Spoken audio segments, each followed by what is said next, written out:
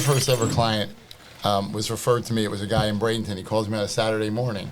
He says, a friend of mine recommended you. I was in a car accident.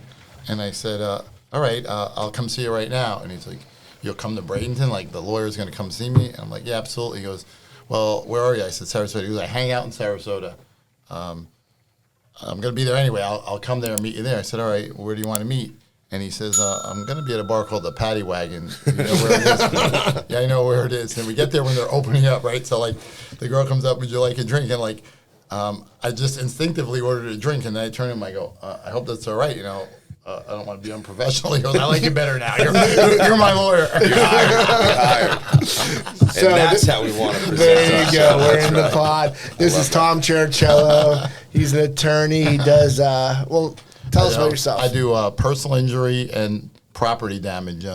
Obviously, Hurricane Ian, but even I was handling it before that, where if your insurance company doesn't want to pay your claim, denies it, or just doesn't pay enough, I handle those as well. Those are my two primary areas. And how long have you been in Sarasota? I moved here in 2011. Actually, I'll tell you a funny story of how I even came to Sarasota. I'm originally from New Jersey. I grew up there. And I'm coming down here to visit an old girlfriend in Tarpon Springs on the weekend. And the guy sitting next to me and I are chatting the whole flight. He's talking about business. I'm sharing ideas and stuff. And we hit it off, right? And then at the end of the flight, he gives me his card. He goes, I need a guy like you to come work for me. And that guy was Dr. Gary from 1-800-ASK-GARY.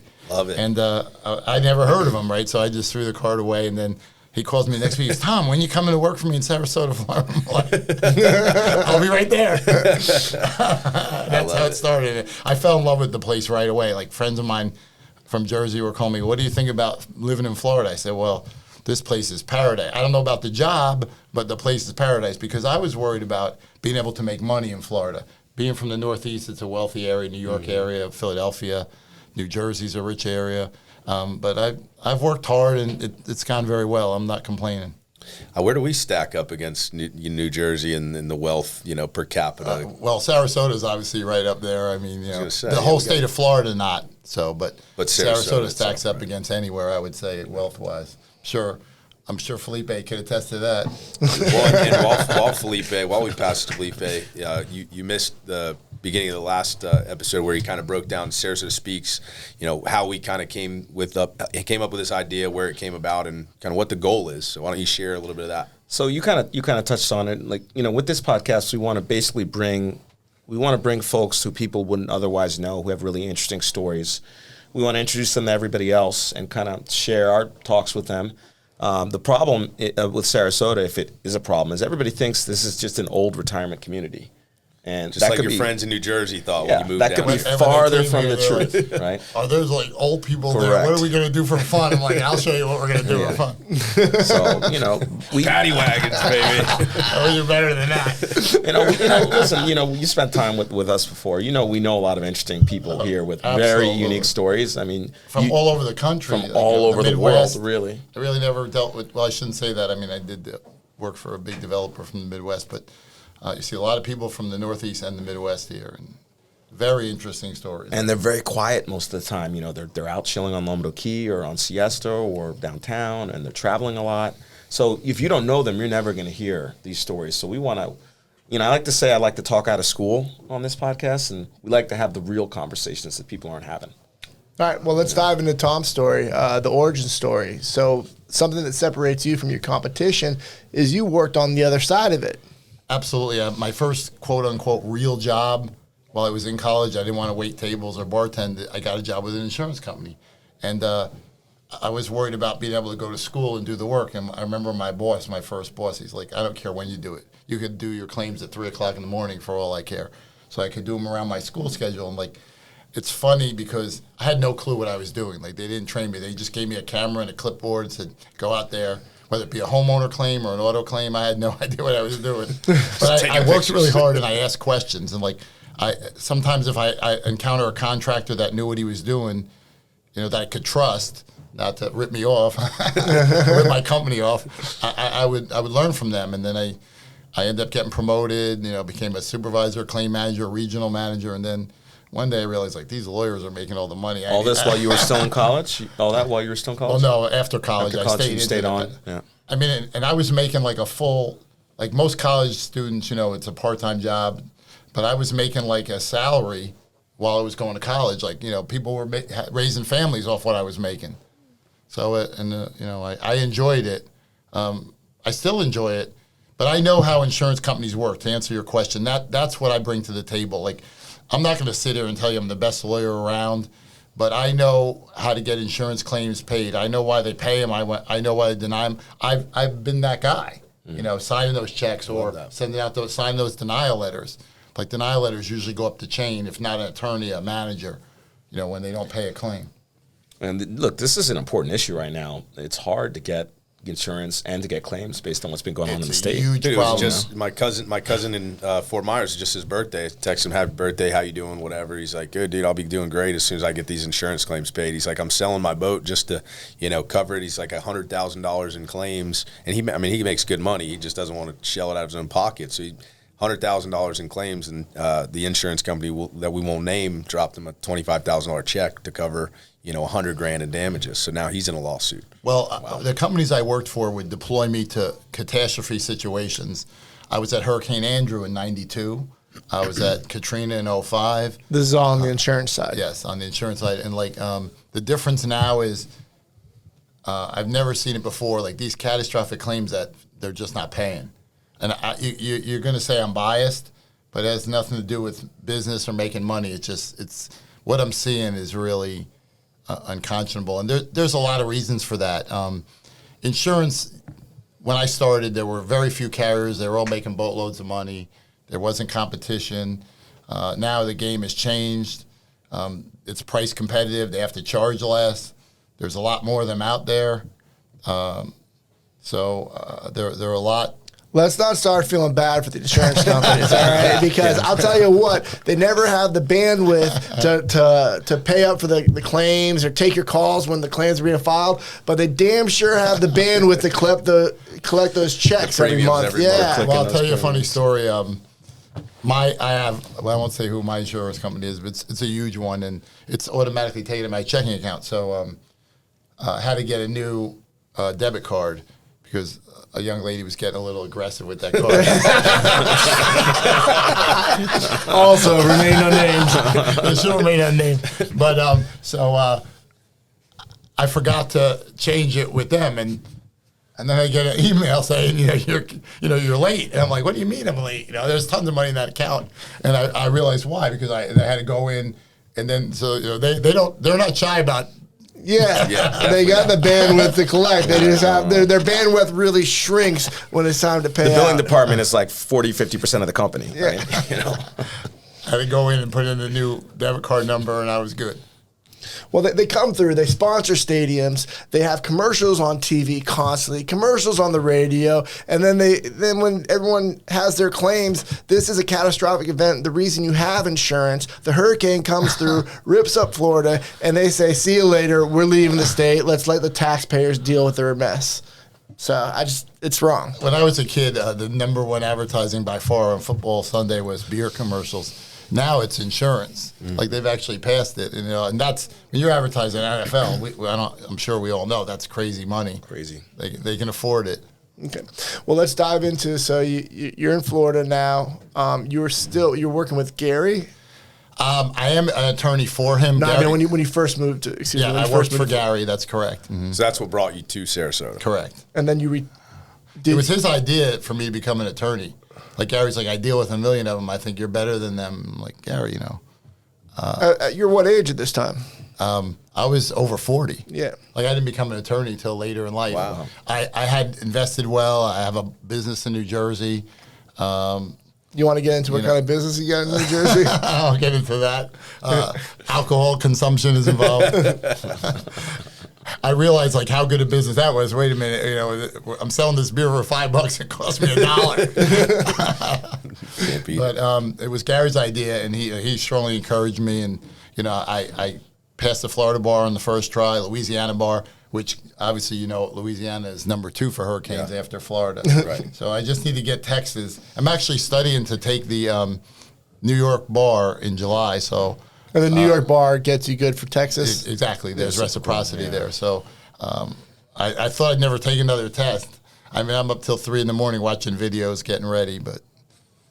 That's crazy. That's really crazy. That's so you met Gary on an airplane. You obviously start to work for him here in Sarasota. At that time, you were not Not an attorney. Not an no. attorney. It's something I always thought about. My mother always wanted it.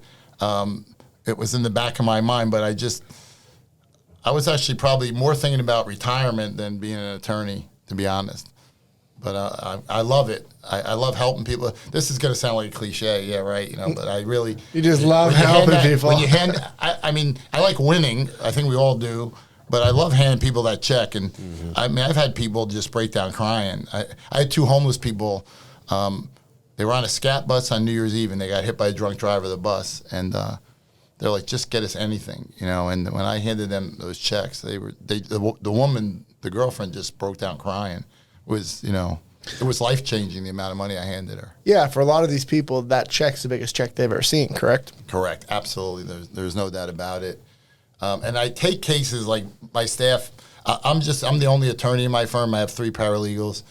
And, we'll take cases. And they're like, why are we even getting involved with that? We're busy enough, And they're like, well, Tom, you don't know anything about that. I said, I can learn. I can read. It's not some, secret magic society or whatever, and I've won cases that I won't say the name of the firm, but they are one of the very largest in the country. A young girl fell on water in Walmart and tore her knee and had major surgery, and she went to that firm and they hired her, or she hired them, and they got the video of the incident from Walmart and. They dropped her. They're like, look, it was only 4 minutes from when the water spilled until you fell. It wasn't adequate time for Walmart to, clean up, rectify the condition. So she hires me. And I said, look, no promises here. They're the biggest, and they dropped you. I got the video from Walmart, and I watched the video. I called up the adjuster, and I said, he goes, it's 4 minutes. Wasn't enough time. We told the prior law firm that. And I'm like, well, I don't agree with that, but let's just say that's okay. The person that spilled the water was another customer. And I said, you do agree it was his fault? It's right there on the video. And they're like, well, yes. I said, well, I can sue him, right? They're like, well, we don't know who he is. And they're like, I'm like, yes, you do. It's right there on the tape, him using the self-checkout, scanning his credit card. Oh. And the guy's like, we can't tell you the names of our customers. I said, you will if a judge says you will. And actually, I met her. She lived in Bradenton or Palmetto. When I gave her the check, we met at that Starbucks on 41, right here, only a few minutes from here downtown. And I handed her that check, and she couldn't believe it. So that was like a great feeling. Yeah, you got it done when the big boys couldn't get it done. If I'm ever on TV, I want her, because not only did I get her money when the biggest firm dropped her, but she's really attractive to move. I said, you'd be great for my TV commercials. Oh, man. She's on radio, and let me know. So you love handing those checks out personally, huh? Oh, I do. I've had people say that, you're coming to my house. I had a kid who got hit in a parking lot in Culver's in Tampa, young kid, just out of college. And I was in Tampa this morning. I met him in a Starbucks, and he signed up with me. No kidding. Yeah, so the thing that I like about Tom, about referring my clients to him, is he does a lot of face-to-face. He gives his direct line. I don't know if you guys have ever dealt with attorneys before, but a lot of times you're trying to, once you sign that piece of paper, where to use them as an attorney, you're getting somebody at the front desk a lot that can't really answer your questions. You're being brushed off a lot. He gives you that personal attention. Right. You're being you managed. have a lot you're of being access managed by to the staff. Tom. Yeah. Right. I've heard many people say they've never met their attorney, and the surveys all throughout all 50 states, they say the biggest issue people have with their lawyer is communication. And I almost do the opposite, smother them with it. And most of my clients appreciate it. Once in a while, I get somebody who's a big time guy, and he's like, Tom, I got a business to run here. Just let me know when it's over. Yeah. But and you understand that side of it too, obviously. And a lot of my clients, most of them, almost 100%, we become friends. I think I got 15 Thanksgiving dinner invitations this year, and it's hard to say no. I'd love to eat, but I don't think 15 dinners, I can even handle that. So I want to play devil's advocate a little bit here, because personal injury, it's the bottom of the barrel in the public eye of attorneys, right? I mean, No this question. is the worst. But hearing your perspective on it, what would your rebuttal to that be? What would how would you push back on that statement? Well, I mean, there is obviously, everything there is some element of truth in that. If I think a case is bogus or somebody's like quote unquote scamming, I'll just in a polite way, I'll just say, I'm looking really busy right now, I can't help you. But the fact of the matter is, even with an attorney, like I get people that come to me, same thing with my property claims, they have no intention of hiring a lawyer. Like, they're like, in theory, the insurance company should pay what they owe, you pay your deductible, you get your repairs done, and that's it. But I get people that come to me where, like, the insurance company's offering me $500. I mean, I have a young girl right now, and she was a 13-year-old girl in UTC Mall parking lot, a pedestrian, like a 90-something-year-old retired doctor, ran into her in his car. The girl is still, it's over a year since she's still limping around. The insurance, and the guy's got tons of insurance, the doctor. The insurance company just sent me a thing yesterday offering $13,000. I mean, I think that speaks for itself. I mean, haven't seen the medical records or whatever, but I mean, he hit a pedestrian and they're offering her $13,000. Right. Yeah, and she has way more than that medical bills, even if she just went to the hospital for a 1 hour medical trip. bill. Yeah, she went to the hospital from the scene. The guy offered her mother $100. I mean, it's just, So that would be the pushback on it is that there's bad eggs in every bunch. But. It's funny. I was watching a scene just last night. I hadn't seen that movie in forever. The Tom Hanks movie, Philadelphia. He's a lawyer. Yeah, yeah. And Denzel Washington plays his lawyer. And when Tom Hanks goes in to hire him, he's with another client, and the guy was walking, and they were doing road construction, and you know how they have all the barriers around. There's a big hole in the road, and the guy falls into it anyway. And he goes, Denzel says to him, "Let me get this straight. It was all marked off, and you saw it, and you walked into it anyway." And he goes, "Yeah." And he's like, "Okay, sign these papers." And I'm like laughing because I would have never taken that case. Right. Listen, I mean, what do you need? An engraved invitation that danger is right there? Yeah. Yeah, so you're basically just, obviously filtering it out on your own. And, ultimately you're looking to help those that actually need the help. And there's so much, I don't need to, and it's kind of this isn't really funny, but a joke in my office, like, I love insurance companies that don't pay. Because why, like I said earlier, in theory, why should you need a lawyer? They should just pay what they owe, you pay your deductible, and you're done. So I love it when I see, I have so many, like from Hurricane Ian, where the insurance company estimates like $3,000, mine's like $300,000. Yep. And I realize you could argue that mine's too high, but we're not even the same universe, let alone the same ballpark. So there are inevitably a lot of people that are affected by that and still dealing with it. Just talked to my cousin this morning that had mentioned that. What would the advice be to anybody that's out there that had a claim, feels like they're getting, jacked around by the insurance company or getting offers that aren't? Is it just simply get a lawyer, or is there things that consumers can do on their own? I mean, I had one client who actually Strong Roofing replaced her roof, and we settled it. Everybody's happy. They paid the full amount, and the check. The first What did check Strong Roofing screw up when they did the roof? Absolutely nothing. You were fixing it. The first check was quote unquote lost in the mail, and now, she's calling me. I'm the victim. I'm waiting on my check. So they had a stop payment, and they said it takes 3 days to stop payment on the second check, and then 14 days to get it. And the homeowners called me panicked. She said, "I need to pay that guy." I said, "Well, is he calling you collecting?" She goes, "No, but I still want to pay him." He's a sweetheart. And she can't wait to pay. And it's.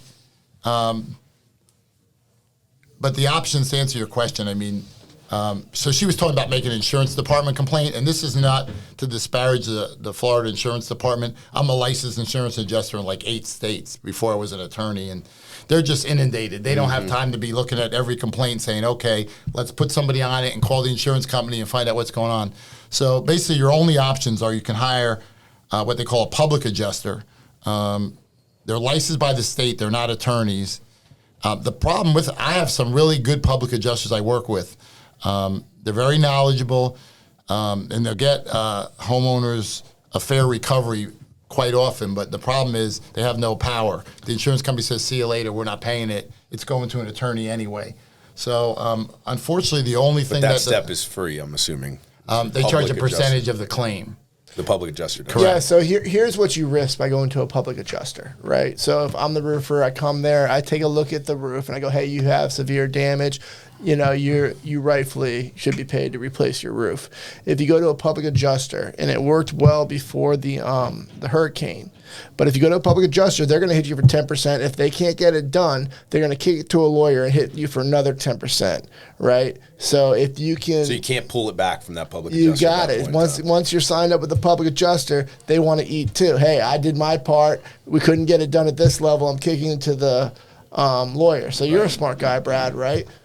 Well, why wouldn't I just go straight to the lawyer from the beginning? You know. So the real advice would be probably avoid that step. Some attorneys, and the law changed in late March. Tort reform was passed in Florida, so even more attorneys are getting out of representing homeowners, because a lot of attorneys I know, they got the big $8 million boat. I don't mind doing it, and I charge a very reasonable percentage, and on an hourly basis, I'm not real high tech about keeping all kinds of spreadsheets like maybe some of your business owners are, where they can tell you, hey, my profit margin was X in March and not in June. I'm like an old school guy. A lot of stuff's handwritten, but I do great on an hourly basis on doing hurricane claims. I've never lost one yet, which is very tricky for an attorney to say. I mean, the worst outcome I ever had was about 5 years ago. Guy up in Riverview had a rental property, and he's going to sell it, and it needed a new roof. And I come to realize 2 years earlier I had made a claim, and they denied it for wear and tear. The roof was worn out. So he says, I'm going to sell the house, now I figure I'd take another shot. So do you have any expert reports? He says, no. Do you have any pictures? No. Do you have any old shingles laying around? He's got nothing. I said, look, I'll take a shot, but, I promise you nothing. So I sent in the letter, and they denied it again. So I requested a mediation. They paid for half the roof. That was the worst outcome I ever had. And you know what? My insurance hat back on from back in the day, I probably would have stood by that denial. Like that's one where they paid something maybe they shouldn't have. That's very unusual, where they pay what they shouldn't pay. Usually it's they don't pay what they should pay. But that was my worst outcome I think I've had. Now the jury's still out, so to speak, on quite a few. I had one kid, but still no losses, still undefeated. Still in that area. Like I've taken on some other cases. Tom Cherichello, undefeated lawyer. As far as property damage goes, I can say I'm undefeated. But I had I handled a case for a business owner, like where the person returned something, he wouldn't give the deposit back, and that was one where I think the judge felt sorry for him. The judge it was a bad ruling. Not to make excuses for myself, but I think the judge felt sorry for the kid and just give him his money back, because he did return the item. But the deal said, that's it. As is, see you later, no refunds. But so that was one that it's bothering me still, that I didn't even charge him for it, like my client. I said, look, I have never lost a property claim yet. I love that. How do people find you? Like, how do you find your clients? Because I mentioned that Gary is one of my best friends. You're in a competitive industry, and he says, Tom, how do you're not on TV, these guys You're are not on social media either. I know, I'm old school. I was on MySpace back in the day, for those who never. And why was I on it? I had a girlfriend that was on it, and so she's like, "You want to communicate with me? You better be on MySpace." Yeah, you're in her top 8. So I got on it. I think I still have the account, actually. I wouldn't even know how to get on. But anyway, Gary says that all the time. He says, how are you getting all these people? He goes, I know every big attorney around. He goes, and obviously there are guys doing better than you, but no one's ever gone from beginning so quick, growing so quick. And I gave him a true answer.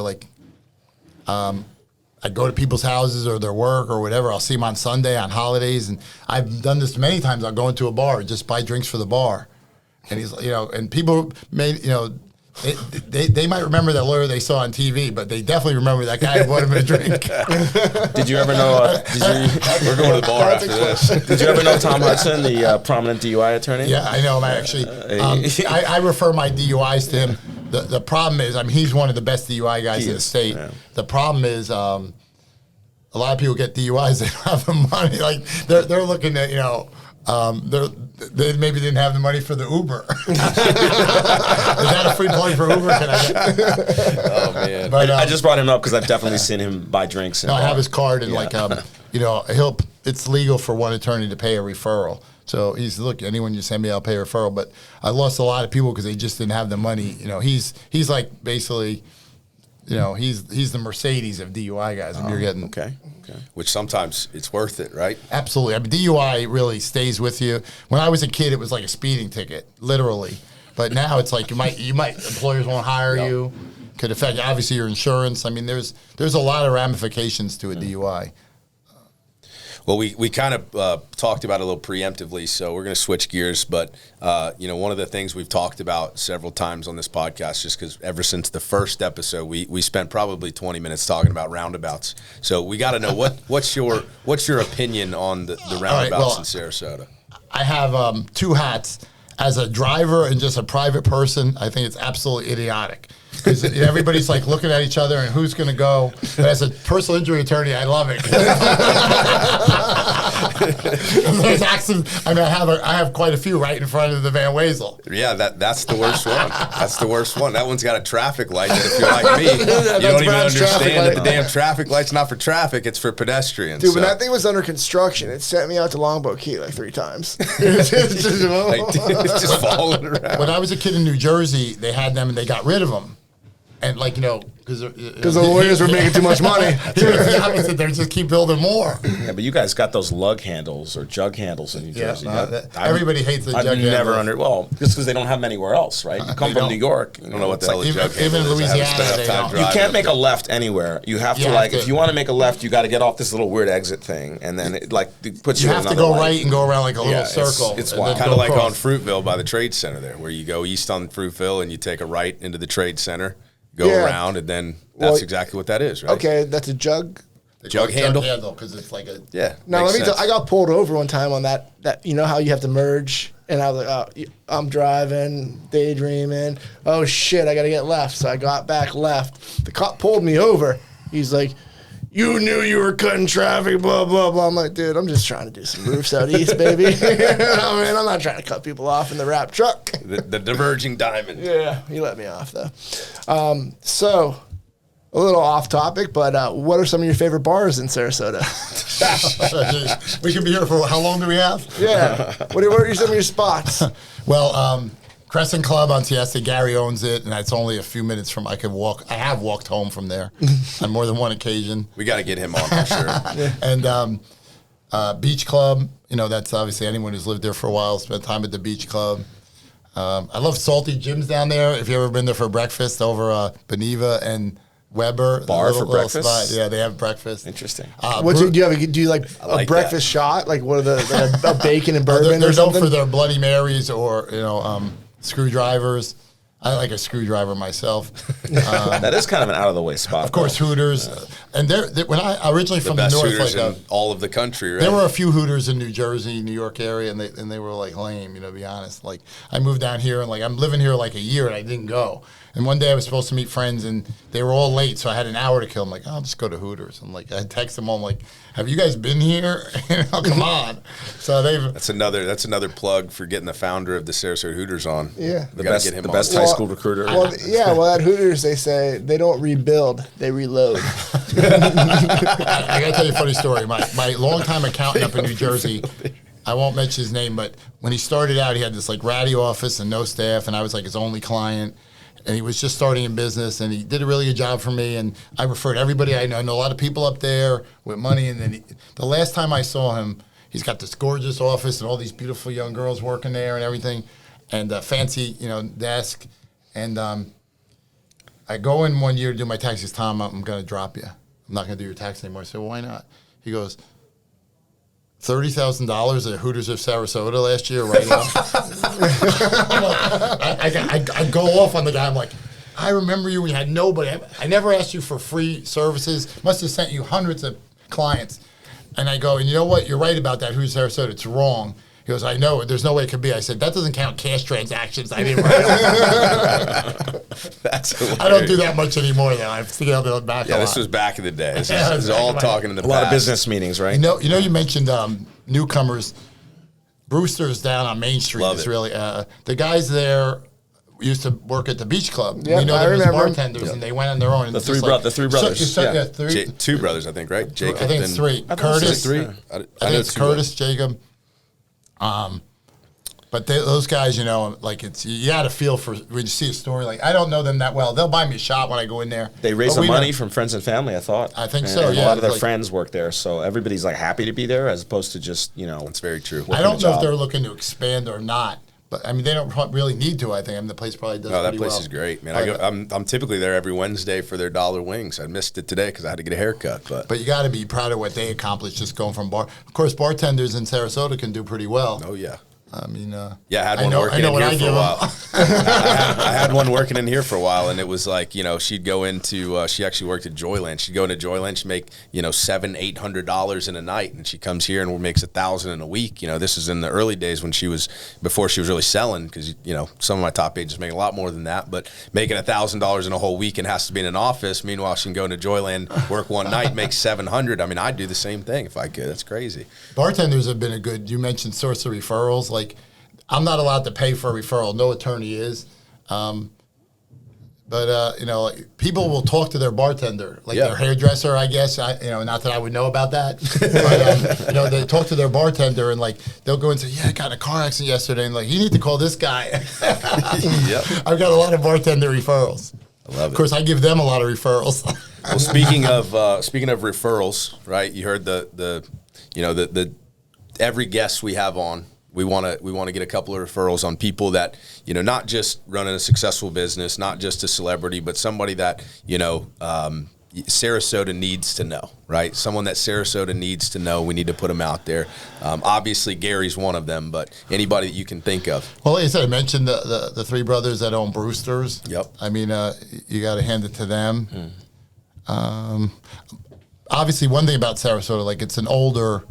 Most of my clients are like, they're retired. I mean, they have plenty of money. Like they're not. You know, when I see one that's like young and hungry, you know, I'm just trying to. So some of the older retired people here are interesting too, because they've done some things that they don't talk about, but they probably would like to talk about, you know? I learned so much, like as a person who thinks that, you know, like so many, you know, I know everything kind of attitude. Like, I mean, just having drinks with some of these people, like tremendous. I could sit here all day and tell you stories about like one guy owned a junkyard and his kids inherited it. His kids both went to law school, but they don't practice law. They run the junkyard. And he has, and his house was in Greenwich, Connecticut. You want to look up wealthy places. That's up there. And then he ended up buying other houses in Greenwich as an investment. Like, and he's just sitting on the bar at the beach club in the afternoon. Like, the girls have no idea like how much money. I know him. Like, I know how much money that guy's got. I mean, great stories about like building his business. We should check his roof out sometime. He's got quite a few of them. Awesome, man. Well, it was great to get to know you. I appreciate you coming by, and man, I want to hear some of those stories. So we'll definitely have to get a drink. This thing could go on, I think, for quite a while if we got into some of those. But anything you want to leave us with? Don't let the insurance company push you around. And where do people find you, since you're not on MySpace or Facebook or? Well, I do have a website. It's Tominatorlaw.com. Tominator Law. Tominator. I don't want to be getting a cease and desist from James Cameron or Arnold Schwarzenegger. It has nothing to do with the Terminator. No, just nothing to do with It it. was your nickname in college, right? So if you need But I will be back. Offended on that. So you heard it. If you need to find him, TominatorLaw.com. Thanks, man. Appreciate Thanks, it. Tom. Thanks a lot.